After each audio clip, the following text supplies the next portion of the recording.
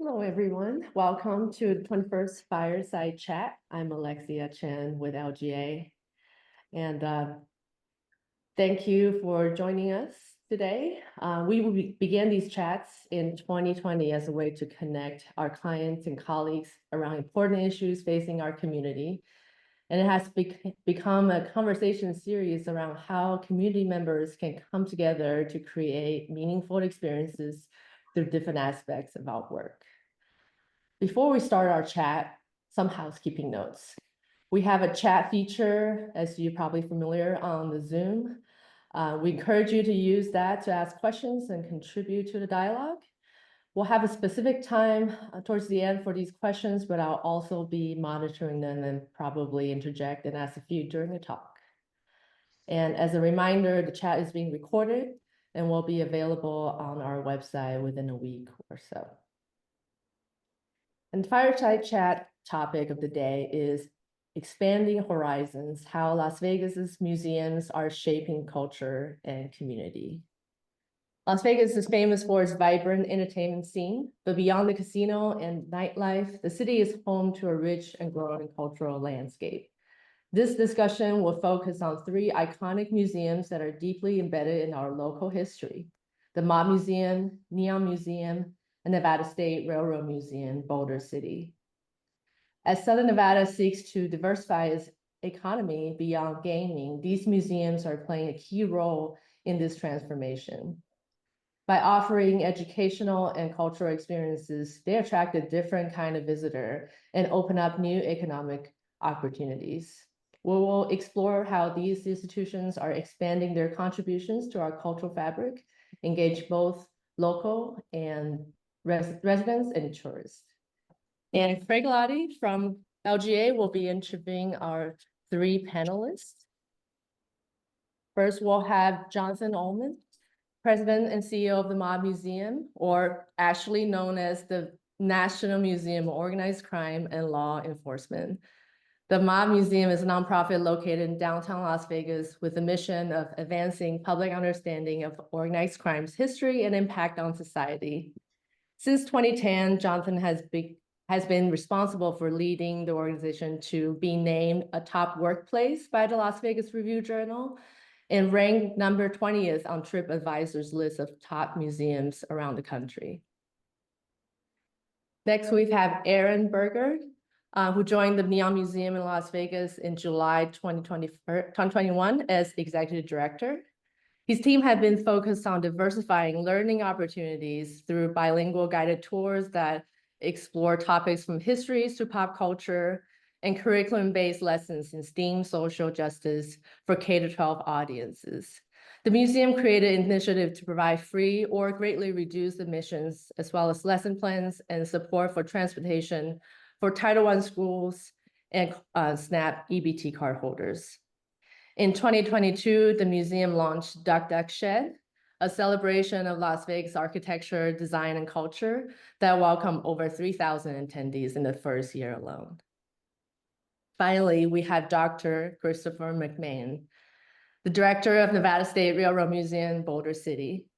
Christopher grew up in Northern Nevada and is a United States Navy veteran. He holds a PhD in American history with an interdisciplinary emphasis on environment and society from the University of California, Santa Barbara. Before he took over the post in Boulder City in 2022, he had been a volunteer at the Nevada State Railroad Museum for over 20 years as a docent and steam train operator. He served and worked as a brakeman, conductor, locomotive fireman, and locomotive engineer. So let's welcome our esteemed panelists with a diverse background, and we'll let Craig take over the conversation here.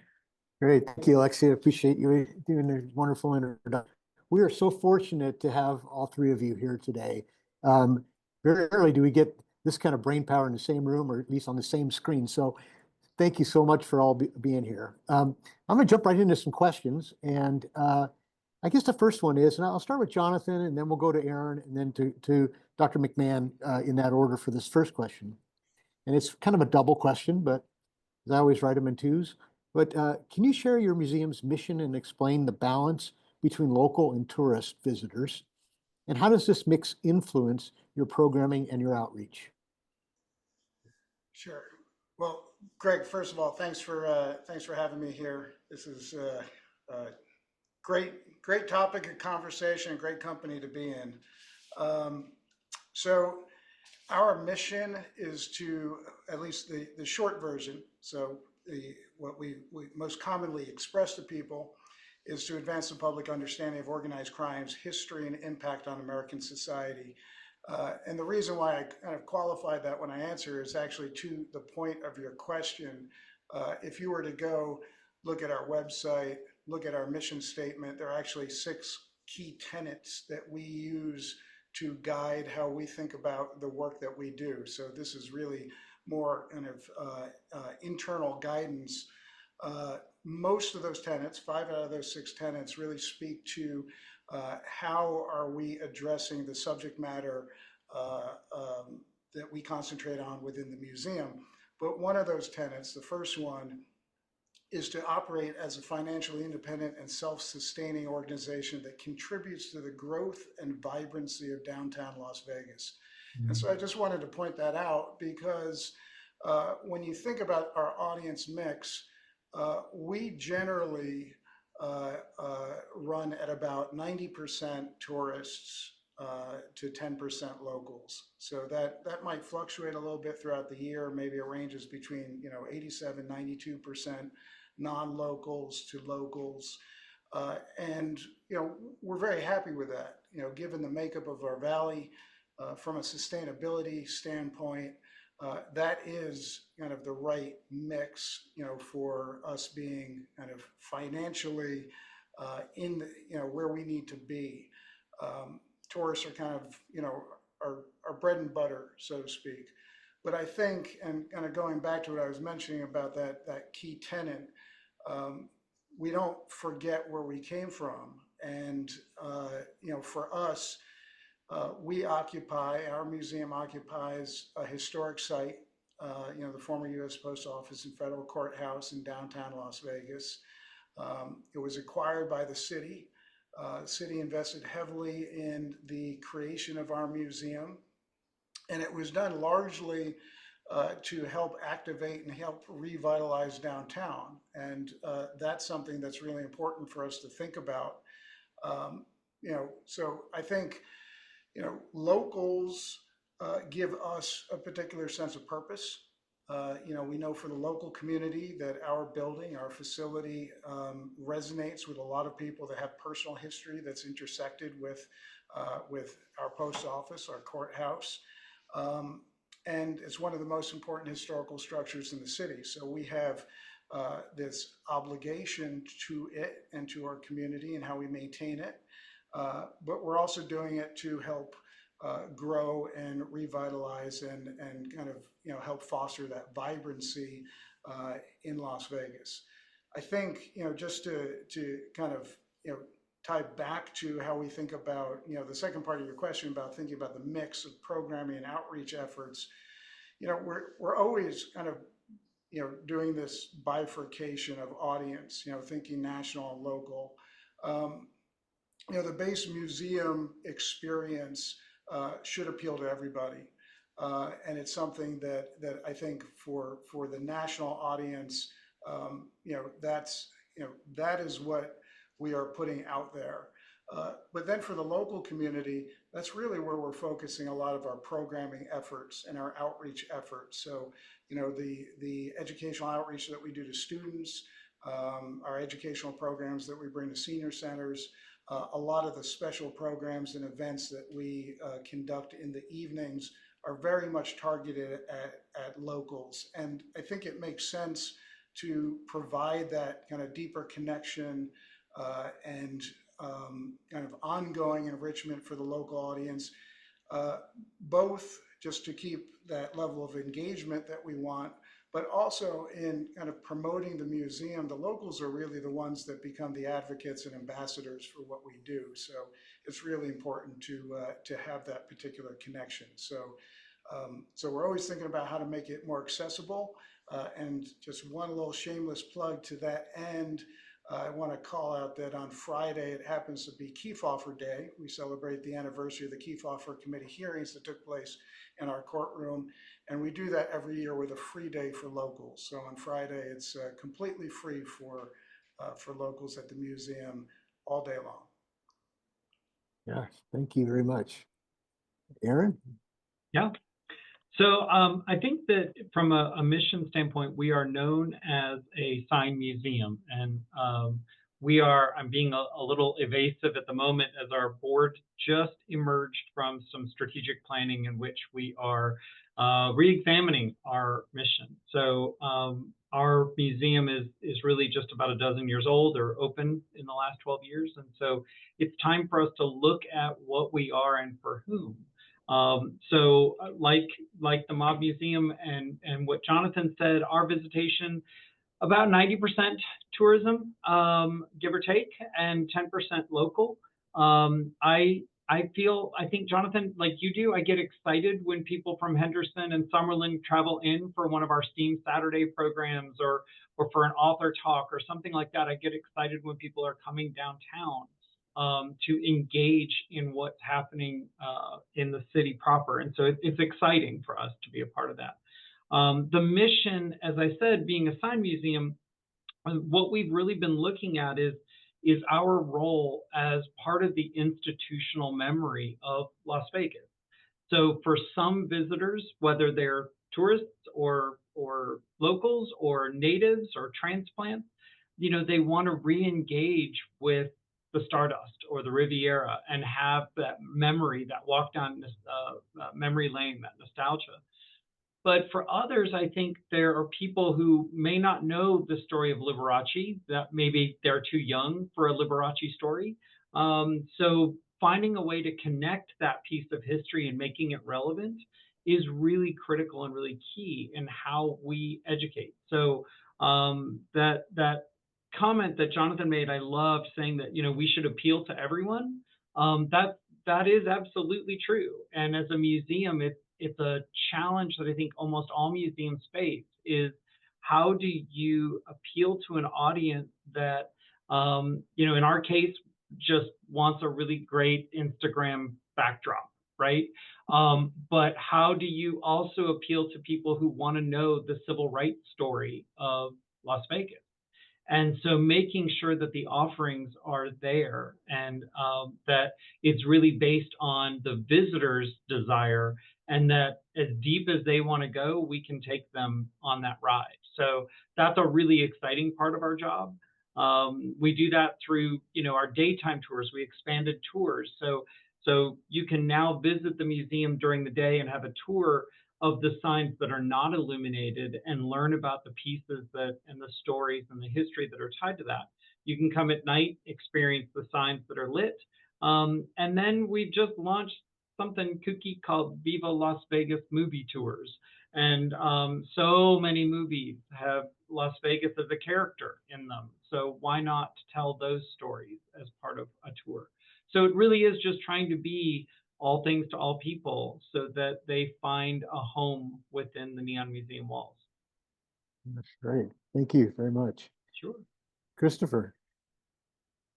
Thank you. And echoing the comments of my peers here, I just want to say thank you for everybody joining us and for you hosting this. It's definitely a very good topic, as we can see already by the introductory comments.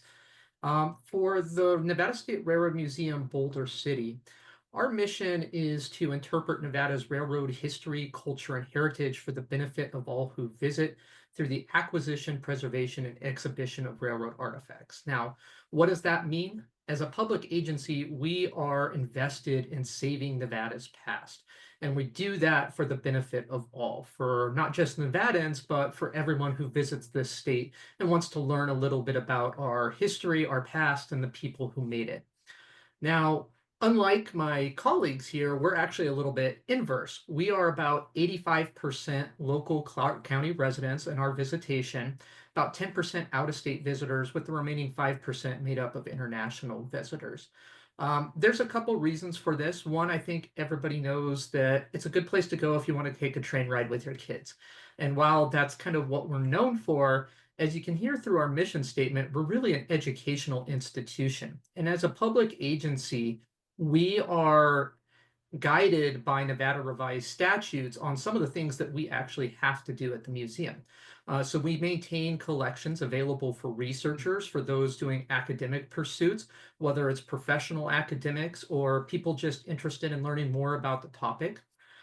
We also place a premium on education for K-12 students. There is always an opportunity for a school tour to come visit the museum or to have someone from the museum go out and visit your location at no cost, because we are a public service made for the people to benefit the people.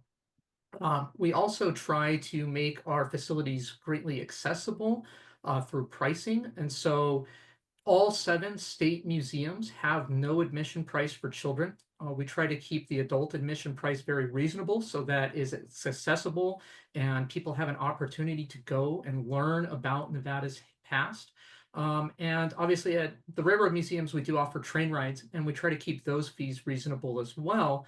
Obviously, we have to cover the cost of running and maintenance, but beyond that, we try to keep it low because we are sharing historical pieces with the public. And if you price point that to where the public can't be engaged, are you really serving your mission? And so that's kind of where we're at, is trying to find that happy balance between making sure everything is readily available, we're meeting that educational mission, but at the same time doing what we need to do to cover costs. I love that you said that. That is such an important part of what museums need to do, is be accessible and find ways to remove as many barriers as possible to welcome them in. So it is terrific. If my colleagues aren't already, I would encourage you to be a part of the Museums for All program. Museums for All is a national organization that allows people with a SNAP or an EBT card reduced admission into your museum, or at times even free if they're under a certain age. And what we want to do is get as many people in who don't typically have access to a museum to have that opportunity to learn. That's so fantastic. I love that. Well done. Great. And thanks for jumping in there, Aaron. That's Sorry, fantastic. I'm sorry. No, it's good. It's good. But the next question, you're going to start. So having managed your museums for several years, what trends have you observed in cultural tourism? How have visitor interest or the demographics involved, and how has your museum adapted? Yeah, so I arrived at towards the end of COVID. I arrived in Las Vegas, and so we have seen tremendous growth. That I think a lot of that is the emergence of coming out of COVID from that period. But one thing that I think is so critical is the desire for Americans, and we're talking about Americans in particular. We can certainly talk about international visitors as well, but a desire for a cultural heritage experience. And what that means is that while people want to go to city X, they want to eat where the locals eat, right? Without shaming anyone who works or enjoys Applebee's, they want to go to a place that that the locals are eating in and try that local flavor. So if you're in New Orleans, you want to go to Michaud, right? You want that local flavor. And so that cultural tourism is something that Las Vegas is so unique in that we don't necessarily embrace the word culture when it comes to Las Vegas. So cultural tourism is very much a driving force here. People may be coming for a Raiders game. They may be coming for a residency, but they want to also experience the city and understand the city as best they can through the eyes of those that live here. So it's fascinating. I don't know how many people that are on this call have friends that think that we all live in casinos on the strip as part of our lives. That's not what it's like to live in Las Vegas. So, the fact that we can take them into Little Ethiopia or Chinatown and explore these incredible areas of Las Vegas, it's just really exciting. It's an opportunity for us to actually elevate that story and let people see that there's more there's more. Great, thank you. Yeah. Christopher, you want to tackle that one? On what Aaron was saying, we have the benefit of being within the Department of Tourism and Cultural Affairs. So I've actually got the data that kind of supports what Aaron's saying. A recent survey done by the Nevada Division of Tourism revealed that 68% of people who are visiting Nevada want a cultural experience when they visit. Now, when you look at Las Vegas, maybe that's not necessarily the first thing that comes to mind, particularly because we're not really good at saving our history. We like to have big implosions that destroy our history.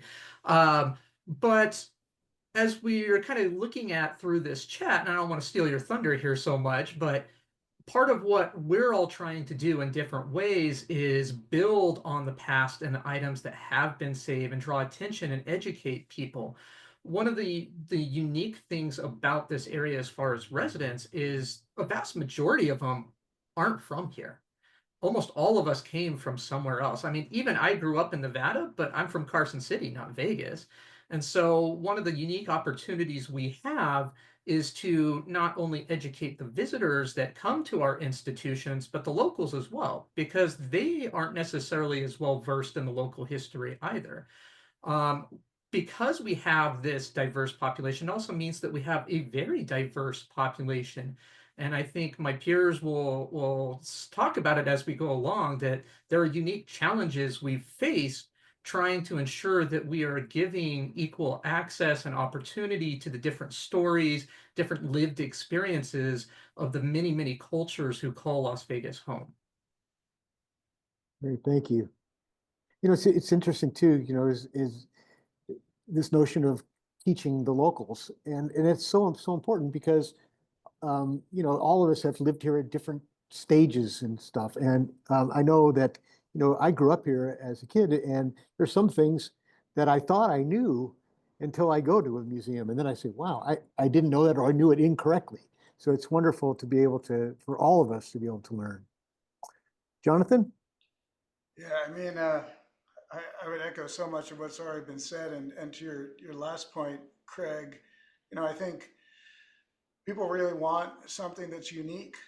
They want something that is, you know, where they get some insight that you're not, you know, when you think about all the other places that you can get kind of information from, you know, it has to be kind of meaningful and different, you know, for, you know, that experience that they have with one of our institutions, right? So, you know, I do think it's got to be authentic. It's got to be experiential. You know, we see that, you know, very much in kind of the feedback that we get from our guests, that they're looking for interactivity. And I think that kind of trend-wise, that puts you in a couple of different directions sometimes. I mean, there's that temptation to go interactive with more digital, more technology, which certainly appeals and resonates with some segments of the audience. But I think also at the same time, interactivity for a lot of people really means that human element. You know, they want to interact with people who can, you know, give them kind of that authentic, genuine insight and do that storytelling that helps connect with them and helps kind of personalize the visit in some way. I mean, so many of the guests that come, you know, they want to learn from the museum, but they also want to share, you know, what their experiences have been. Yeah, that's so true. Thank you for that. So I'm going to jump into the third question, but I'm going to preface this a little bit. You know, Las Vegas is been a gambling hub for as long as we can remember, right? And it became a world-class destination for shopping and dining and entertainment and everything. I wonder, you know, I know the LVCVA tracks just about anything that they can track, but I wonder, you know, what about Las Vegas as a cultural destination? And, you know, with the addition of, you know, uniquely Las Vegas museums, you know, how can the city position itself so that it could be a cultural, you know, maybe we're not just a sports town anymore. Maybe we're a museum town. And what do you guys think about that? Maybe, Christopher, if you could take this one start with? I'm going to build on this and expand a little bit further beyond because we're a state institution. And I would press this and say, what can the state do better as well? It's not just localized to the city because there's stakeholders at every level of government here. Um, First, it starts with actually investing in cultural institutions. We seem to have money for stadiums and other types of institutions that support tourism and dining and sports. But where's that for the cultural institutions? It's still lagging behind, even though we know cultural institutions are big drivers of tourism in and of themselves. Second, and I say this as the guy that's out in Boulder City, which on a good day is 30 minutes from the strip, assuming you have a car. How do we get around town? I mean, everything is automobile driven. It's prefaced on the fact that somebody's going to have an automobile. We need to have a much, much, much better investment in our public transportation infrastructure. We need to be able to get people around town efficiently at a low price if we want them to visit different places that aren't just off the strip, which of course is why we don't, but that's a whole other story. To the last thing I guess I would say on this is that if this is important to people, the support starts within the populace itself. Very rarely does a momentum begin in government from the top down. So if we're looking for Las Vegas or the state to do something more in support of cultural institutions, to recognize the value of cultural institutions, it really starts with the people on this call. They're here because they have an interest in it. They find value in culture. They recognize that not just the three of us here today, but all of our museums and cultural institutions in town have something valuable to offer to the community, to those that visit, to our local economy. And they can be the people that jumpstart this and tell those leaders that this is something worth pursuing, that culture has value to Las Vegas and shouldn't just be looked at as that little activity that people do on the side. Right, your notion on public transportation is music to my ears for sure. I've thought that for a long time, especially growing up here. And if you don't have a car, I guess a bike ride is certainly something you can do, but that's a long, Go long figure. ways. The guy from the transportation museum wants transportation. Yeah, yeah. Oh, that's fantastic. Jonathan, do you want to tackle that one? Sure. Well, which part? I could talk at length about the transportation issue too, because I do think in all seriousness, a lot of what we wrestle with are the obstacles that people in the valley face, to get to our respective institutions, and it's hard, and it's getting increasingly hard to get around town. So, you know, people are short on time. People are often distracted by other things, and just the density of other attractions and other ways to spend your time in the valley is something that we wrestle with.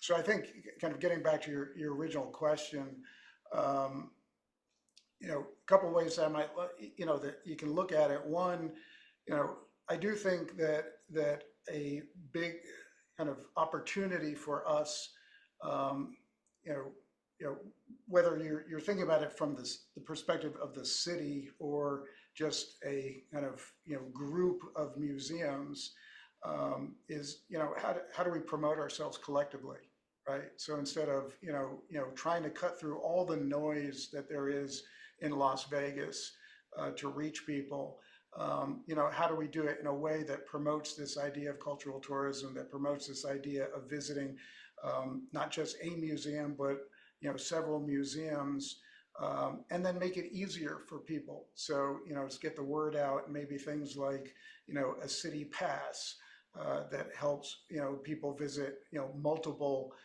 museums in one visit. I think that's certainly those sorts of things I think could go a long way. I do also think that we have to be a little bit careful too. When we talk about cultural tourism, sometimes we're segmenting the audience in a way that can be somewhat artificial. And you think about, why people come to Las Vegas, and all the things that are competing for their attention in town, other events, other experiences. People aren't necessarily thinking from the perspective of, I just want to see museums, or I just want to go to events, or I just want to go, to resort properties to gamble. And one of the things that makes Las Vegas so unique is we have many other attractions here that kind of cross lines. The line is, increasingly blurred.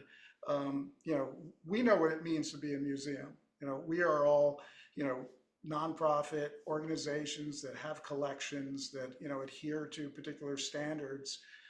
From the perspective of the visitor that's coming to town and is looking for unique experiences, there are a lot of other things that might kind of brush up, to the line of cultural tourism, that we also have to think about how we all play together, in the sandbox well. Yeah, that's important too, because we do have so much going on, and you're right, the lines are so blurred.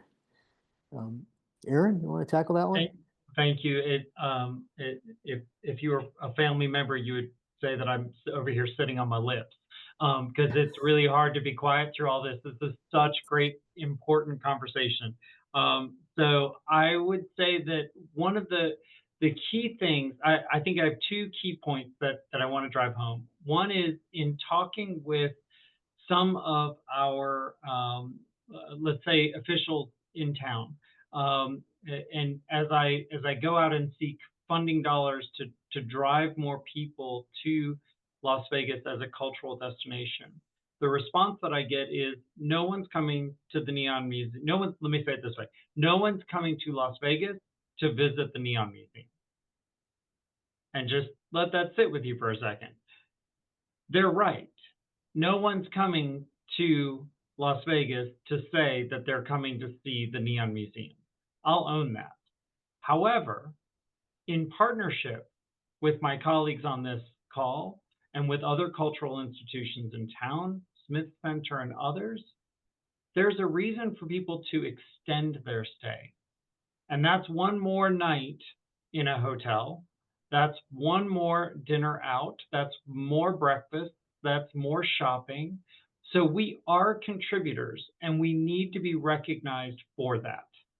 So it is an organization on our part as cultural institutions and destinations to really unify and actually, stand together and share this idea that we have worth and we have economic development worth. We have community development worth. And it's important that we share that with the voices that be, that see us as sort of an add-on. And yes, but when you have enough add-ons, then you add on a day. So I really want to, that's a big button for me. And so thank you for pushing it.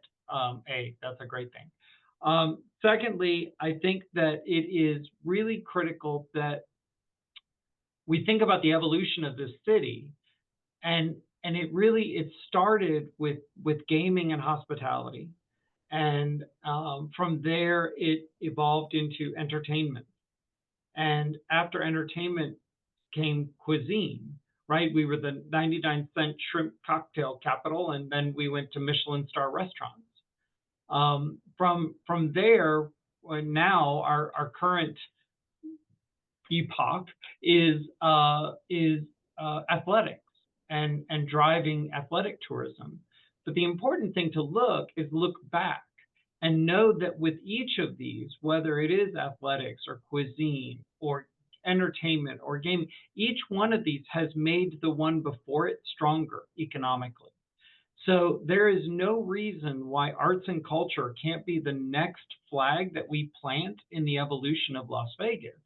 We just need to make our voices louder and showcase programming that is going to be that of a caliber that will make someone travel to see us, or at the very least, extend their stay.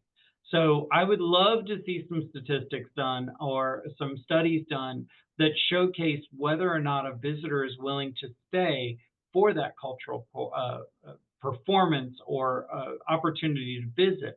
That's something that I can then take to the bank and show that we do contribute in ways that are really meaningful to this city.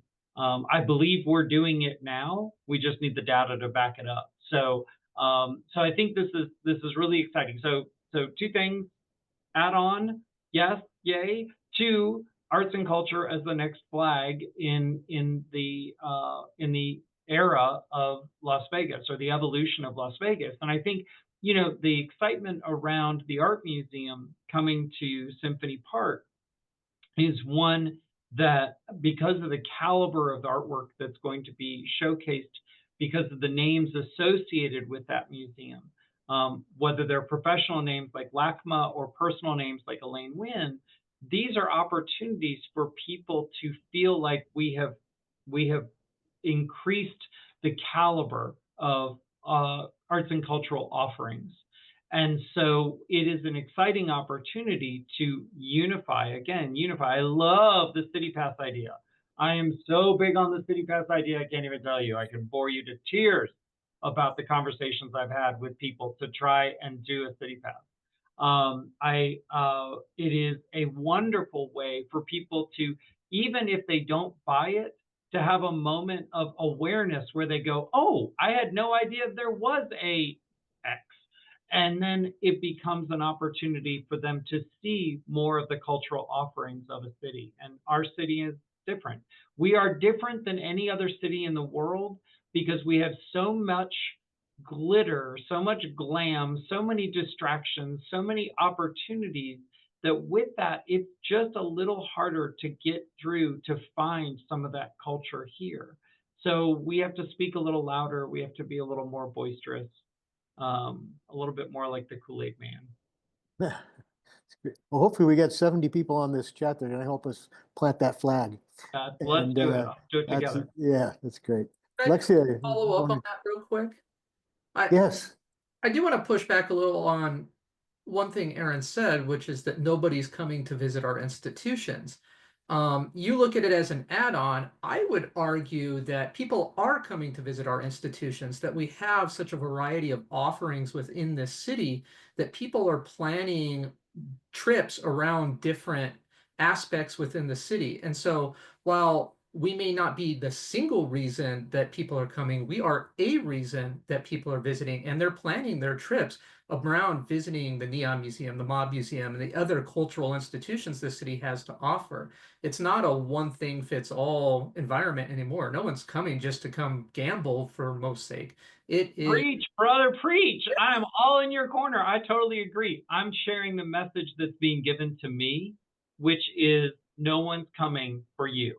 And the reality is, that may be very true, that they're not booking their plane ticket to come to the Neon Museum because they haven't seen it yet.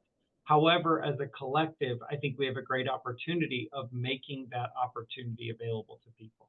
So I am all in your corner on that. I'm all there. So I'm going to jump in here. It seems like a good time. I would say a lot of my friends, they just come to Vegas because Vegas, and usually without any plans at all. And maybe they have one thing planned, or they're here for the one conference day. And then usually I've been asked, you know, where else can we go in Las Vegas? I've been to the Strip, and usually I find myself telling them about all the museums or outdoor areas that they haven't been to. Then immediately the next question is, how do I get there if I don't have a car? So not to make this transportation fireside chat, which could very well be our next fireside chat, I'm going to ask one of the questions. So we already have several questions pop up from the audience. So to kind of segue between the questions, in such a saturated tourism market, what efforts do you take to make sure that people know about your museums? I think it's very much, you know, in line with what we we're just talking about. So how do we get the word out? How do you get the word out so that people don't have to ask me or any other local friends to find out about your great museum and could already plan it in their itinerary before they get here?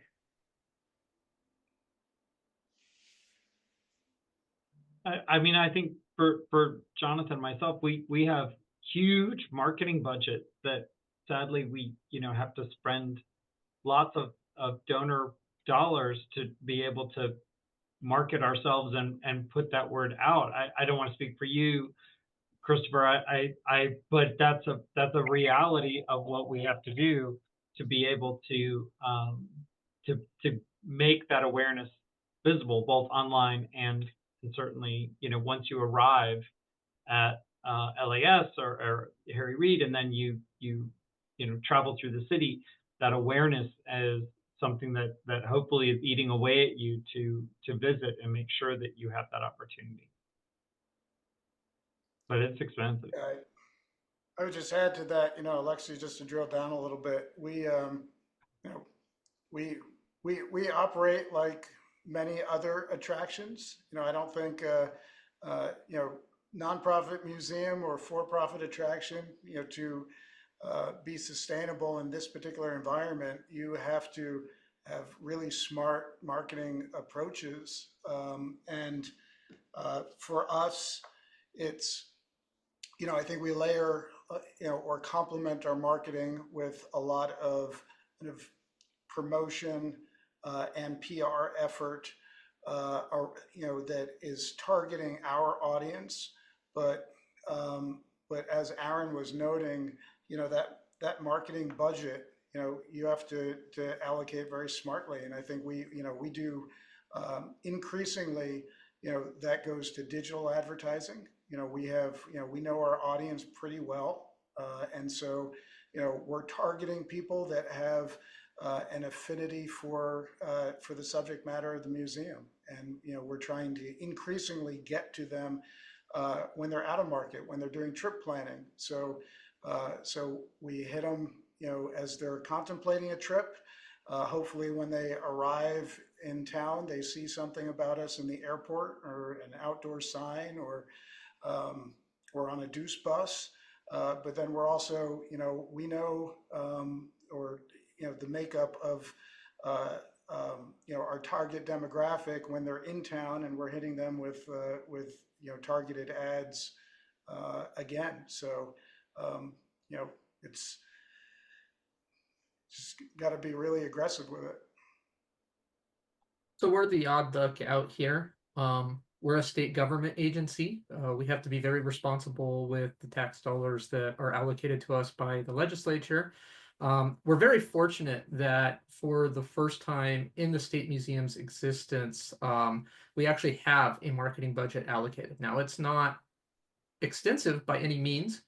I think my budget for my portion of it for the biennium is $2,000. So we're not going out doing a lot with that, but we do have the benefit that we are a local driven museum, at least on our part. And so we're able to connect a little bit more economically with the people that we want to bring to the museum and draw awareness to. As my colleagues pointed out, digital outreach is certainly a much more economically viable means to do some of this, particularly through social media and different marketing tools that are available that way. But yeah, it's a struggle. Particularly for us being a government agency, we don't get to choose what we spend. We get to spend what the legislature says we can.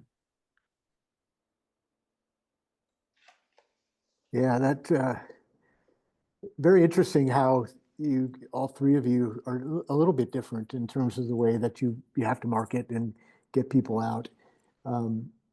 I remember, Christopher, I remember one of the big things, in Boulder City was the worry of Interstate 11, and would nobody even drive through Boulder City, and would they ever even find the museum again? And of course, we know that was just a fear that didn't become reality. All right, so each of you guys are in different stages of conceptualizing or planning or expanding, as all museums are, continually.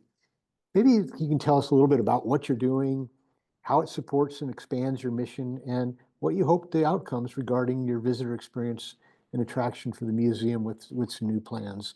And maybe I'll start this with Jonathan. Sure. So, you know, we're fortunate that we've had a lot of success, and we've been growing. You know, pandemics notwithstanding, it's been a pretty steady climb. You know, that comes with both opportunities and challenges. You know, the museum is increasingly crowded. There's a lot of logistical, you know, issues that come with trying to accommodate more and more people in a historic building that is, you know, so it's 40,000 square foot building roughly.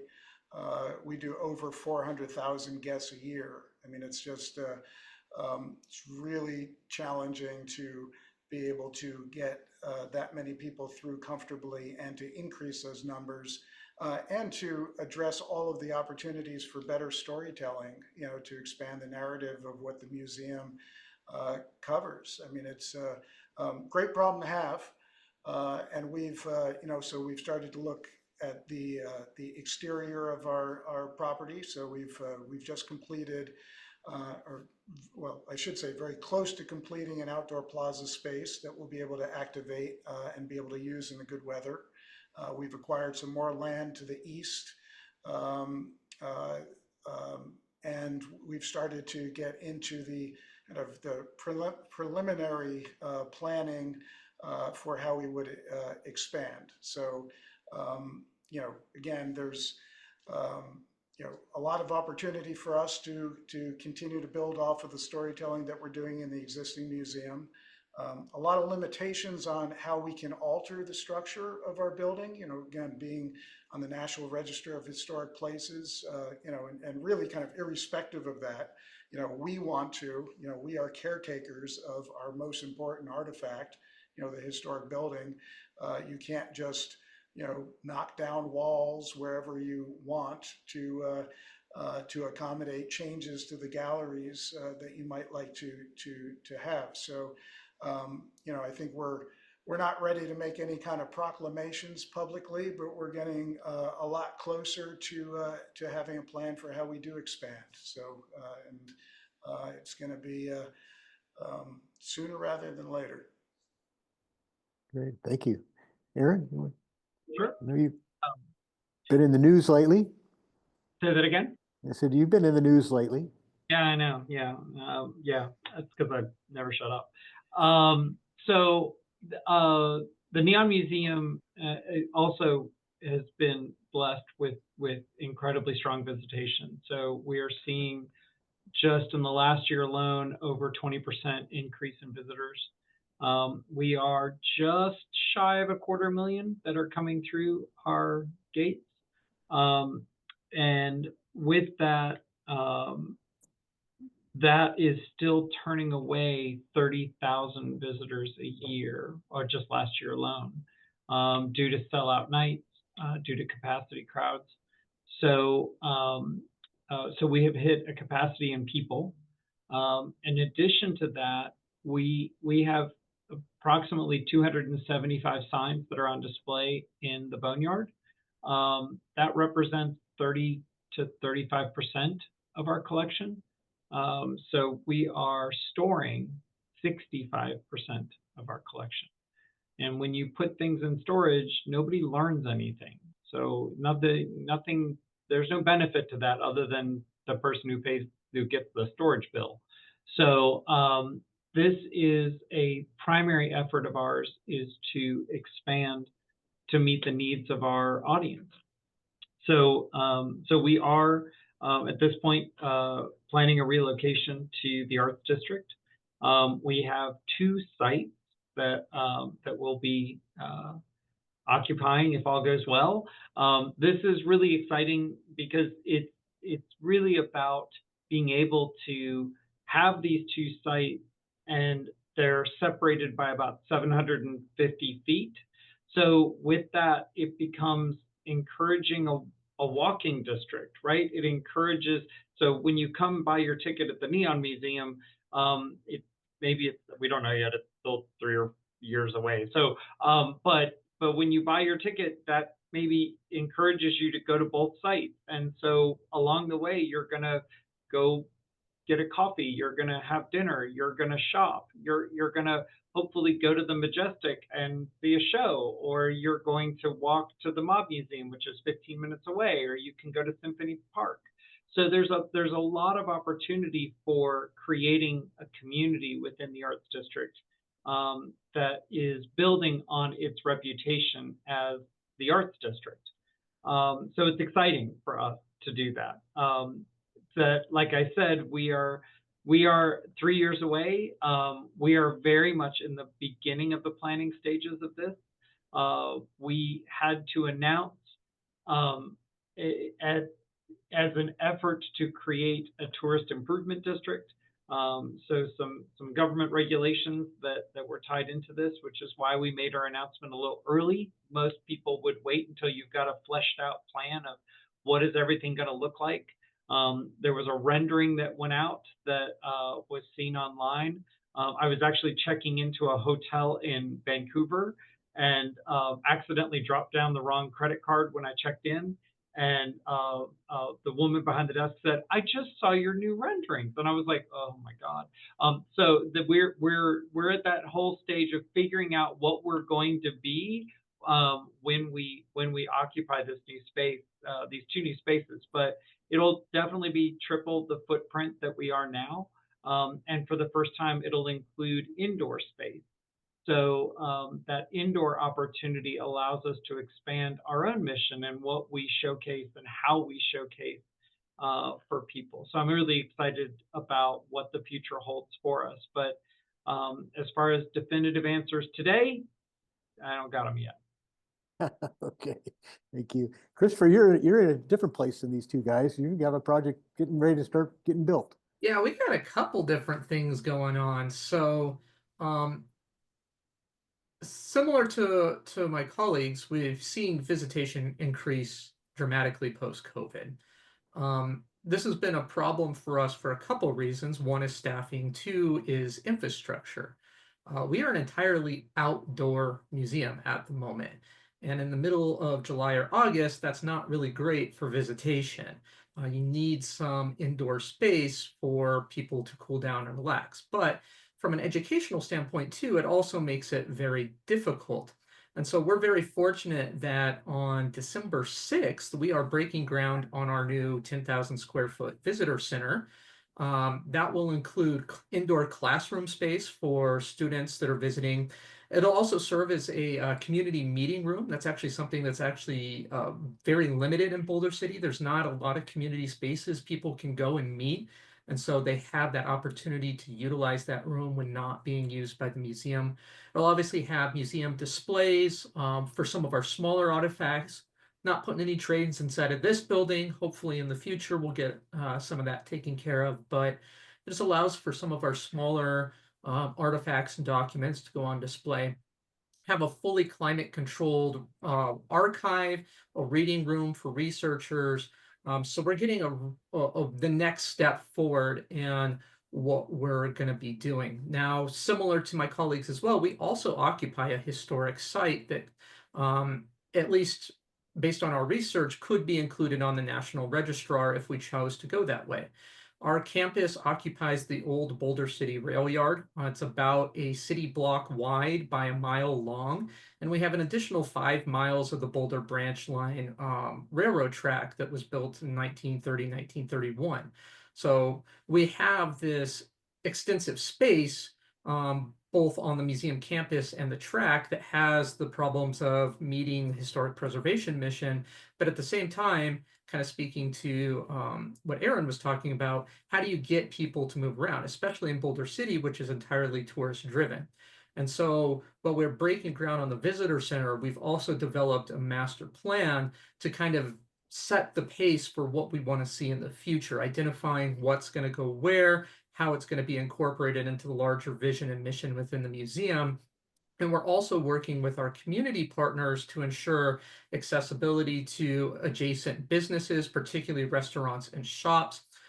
There's going to be visitor board when you go exit out the museum to get on your trains that identifies local restaurants, places to shop, other museums.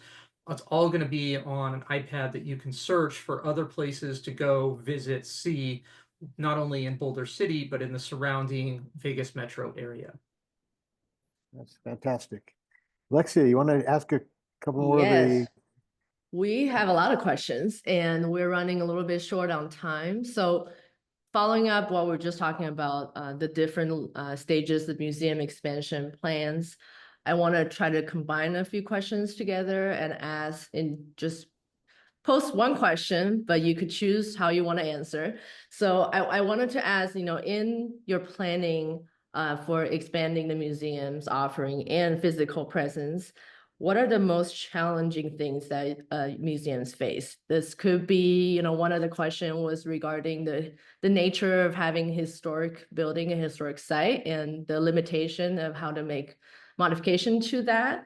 Or there could be challenge that's brought to us by our there's a really long heat wave this year. How do we deal with that with a lot of the outdoor museum type space?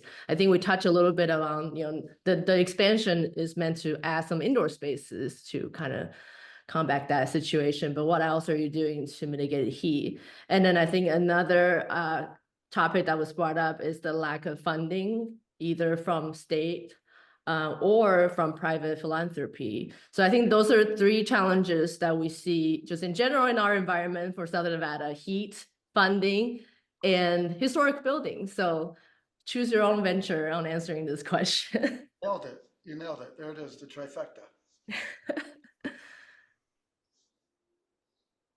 Who wants to go first?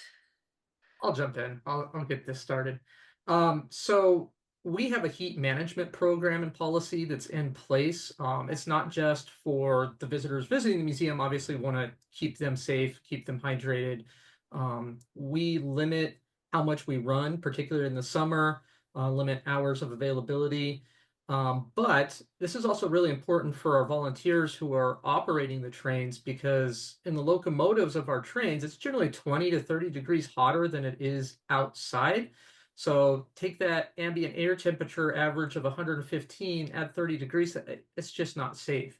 And so we've done a lot to try and take care of our people, whether they're visitors or members of our volunteers or staff, and doing what we can to ensure that everyone has an enjoyable visit, but a safe visit when they come out to the museum. I'll let the others jump on some of the other topics here. I will say that, we too have the heat issue. We've instituted in the last 18 months, we started a heat threshold for our visitors and our staff, so that there is, it's a safe environment, certainly, and that's important, but also an enjoyable one. We want you to, not, sweat yourself to death while you're walking through 115 degrees. So that's a key factor. Like you, we also need an indoor space for our visitors. We do have a historic property that is our greatest asset, and we can have a whole separate conversation about buildings as signs, and I would love to have that conversation. So ours is very much that, and very precious to us. So that is a critical component to us. The world of philanthropy, I think that's a really interesting conversation. Coming from a city that's literally 3 times the size of Las Vegas, the philanthropic environment is a little more baked and a little more solidified. And so that is navigating the philanthropic areas, whether that is I remain in awe of how accessible our city and our county and our state government is to us, in ways of just coming through and talking about support in various ways, as compared to where I came from. And conversely, that sort of individual philanthropic donor is an area that I would love to see us grow and culture and really find ways to have people invest in their own city's past. And so, I don't know if it's because Las Vegas is a transplant city or a transient city for some people, that they don't feel the need to invest in that way. It's something that, I've been here 3.5 years. I'm still trying to scratch my head around that and figure that one out. I don't know if that was helpful or just babbling, but it was intentional. I'll quickly give my 2 cents on those, each of those. I mean, we don't have the same heat issues, that Christopher and Aaron wrestle with. But I will say that that heat is a Las Vegas, or I should say Southern Nevada problem. We saw this past July, it's not just about, museums, all of the downtown venues, had one of the worst Julys in the last 5 to 7 years, depending upon who you spoke with. Not all of that's heat, but I'm sure some of it was. Some of that is when it's 120 degrees in Las Vegas, and that's national news. There's, that impacts all tourism, cultural tourism, or any kind of tourism. So hopefully an aberration, but if we, that is, a sustainability challenge for all of us in the Valley. In terms of the architecture piece, we don't see it as a challenge for us. We have an amazing historic structure. It's on the National Registry of Historic Places, It's our greatest asset. When we expand, we will expand in a way that respects the integrity of our historic building and complements it. So it'll continue to be an asset and something we leverage. And then to Aaron's point, I would just echo a lot of that. We're fortunate that the city of Las Vegas, I think, is one of the most kind of forward thinking when it comes to public-private partnerships and how to support nonprofits and arts and culture institutions and be creative about assisting with the funding. I mean, we were created in a way that is not common, and was really, I think, mutually beneficial. And it's exactly, to me, it goes back to where, when we started this conversation, pointing out why we never forget, our obligation to serve this city and the community in this city. I do think on the private sector side, the philanthropic community in Las Vegas is probably at the same stage of growth that we are, with respect to our cultural institutions. It's something that takes time, and will, I'm sure, get better over time. Great, thanks. Well, guys, we're hitting our deadline here, but I do want to ask one follow-up question to kind of wrap us up. And if you could just answer it quickly, but please make sure you answer it. What actions can our viewers take to actively support cultural growth in Las Vegas and Nevada? And how can they contribute to the success of the museums? Whichever one of you wants to jump in first is okay. Wait, say that again, Craig. I'm sorry, say it again.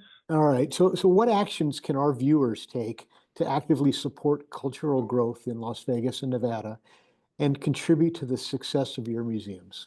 So I will say Alexia actually said it. So I'm giving her full credit for this. So her friends get in touch with her and say, what do we do in Vegas?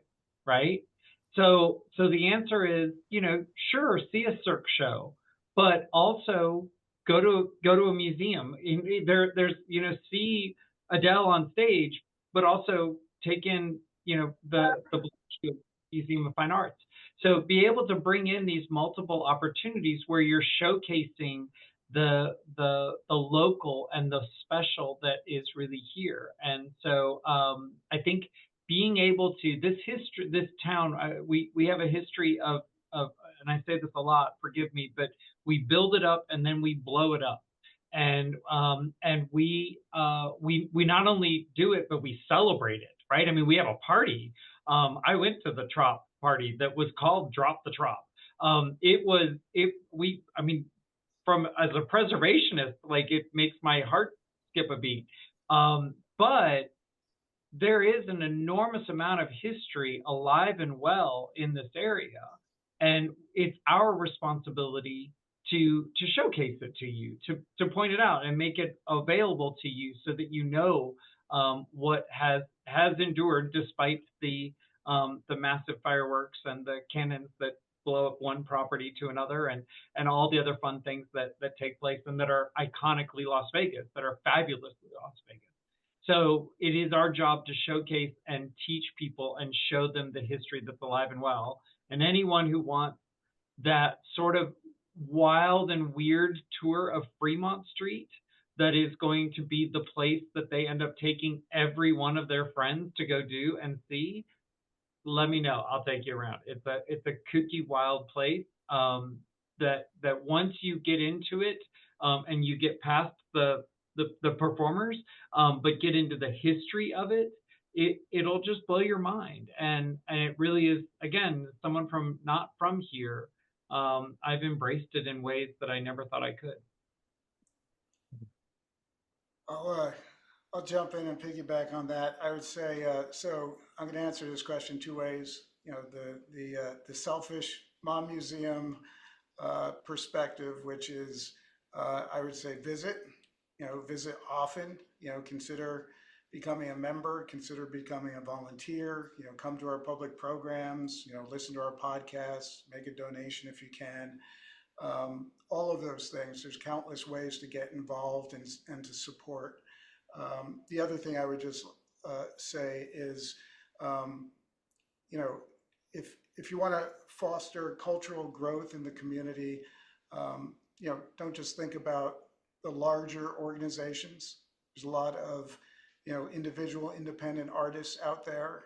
There's a lot of other smaller organizations that also contribute and make part of that kind of collective critical mass of people and organizations that will make our cultural community grow over time. So pay attention to all of the institutions and the artist community. Thanks. Christopher, you want to take us to the end here? Well, I don't know how much more there is to say. Be an advocate. That basically what this comes down to. As Aaron said, share the museums. If you visited one of our museums, maybe go visit another. We're just one of 3 representatives of varied cultural institutions here within town, whether they be museums or, as Jonathan pointed out, individual artists. We've all 3 of us said how bad the philanthropy is in town. So if you can give a little bit, anything at all helps. Maybe you skip your coffee one morning and give it to your favorite cultural institution. I'm sure $5 could go a long ways for us, more than it could for Starbucks. Nothing against Starbucks, but and the last thing I would say is, we've all talked about various ways you could help our institutions, but we're talking about broader support here.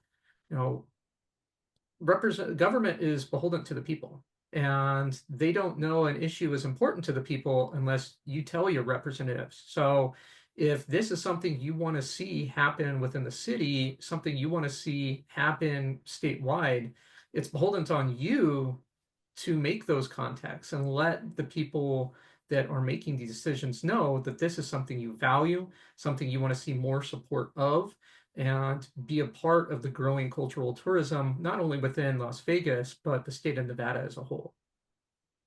Great, thank you. That's a way to bring it to a close. I want to thank all 3 of you for coming and spending your time and sharing your observations and your insights with us and our audience today. Been fantastic. I've enjoyed it. I want to also thank our audience for tuning in record numbers. Really appreciate that. And it tells me that you care about museums. So get out and go see all three of these and all the other ones in town too. So I think that's going to wrap it up for us. This recording is going to be on our website probably in about a week. You can get to that at lgaarchitecture.com. And thanks again, guys. Appreciate it.